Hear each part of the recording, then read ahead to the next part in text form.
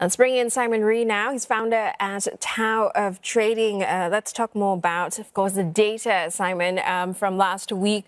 So the U.S. economy created more jobs than expected for the month of May. But what really is the labor market picture here? Because we also saw the unemployment rate tick up 4%. Yes. So, help us make sense of what is happening there. Well, there's a bit to unpack there. So the headline jobs figure, 272,000, looked like a really strong number. Certainly beat expectations that were around 180,000. But 231,000 of those jobs were from the birth-death ratio, all right, which is it's a made-up number. It's just a statistical adjustment. So 85% of that number was a statistical adjustment. And as you point out, the household survey, which is where we get the unemployment rate, which ticked up to 4%, saw a decline of 456,000. So it's almost like the establishment survey and the household survey are surveying two completely different economies. Now, we're seeing a huge gap now between what the establishment survey is printing and what the household survey is telling us. And if you look over the last 6 months, the establishment survey is up, the household survey is down. We've actually never seen that before, apart from the worst couple of months of the COVID shock. So I'm inclined to actually discount some of the strength that we saw in Friday's number.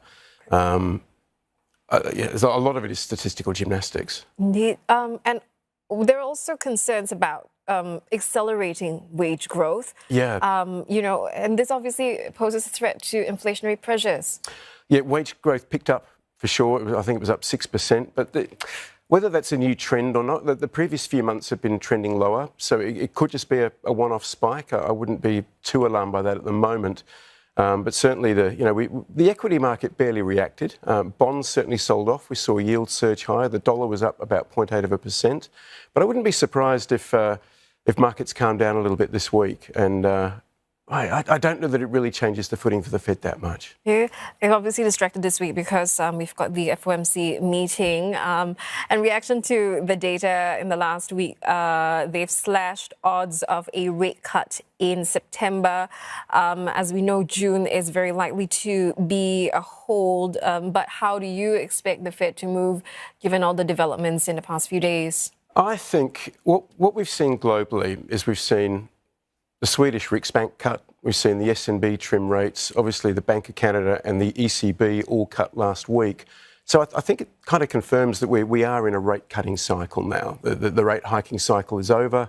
I still think September's in play for the Fed. Okay. It's also kind of important to see the messaging from the Fed. How do you expect, Jay Powell to be conveying, of course, what the Fed is looking to do up next? Then there are talks of him likely to lean a bit more dovish this time around. Is that something that you're expecting as well? There was something for everyone in the employment report, right? So you had the big headline job number, but the unemployment rate ticked up. And I think if the unemployment rate continues to tick up, and we're definitely seeing that weakness in the household survey, that will give Jay Powell really all the excuses he needs. Right. Something big as well today, and so Nvidia has completed its 10-for-1 stock split. That's going to start trading today.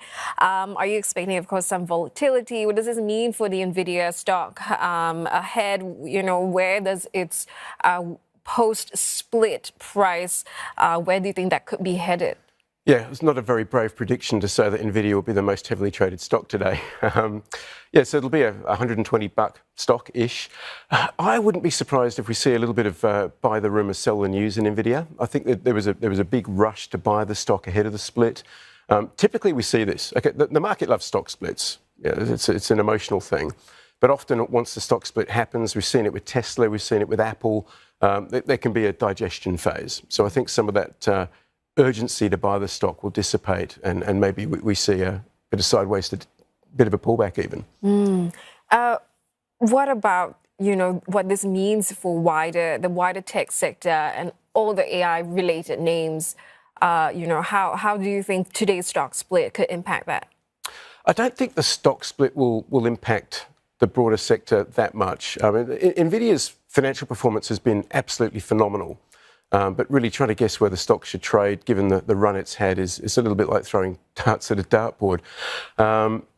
What we do know, though, is that there's been a very high degree of concentration in performance. So you look at the S&P 500, Nvidia is responsible for about 1/3 of its year-to-date gains. All right, and if you look at the Magnificent Six, so Tesla's kind of left that.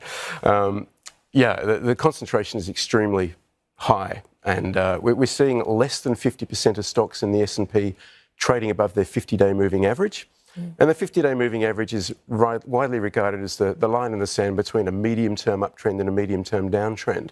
So more than half the stocks in the S&P are in a medium-term downtrend at the moment. Right, so plenty to watch out for in that space. Simon, appreciate your time and for coming into our studio this morning. Pleasure. Simon Ree, founder at the Tower of Trading.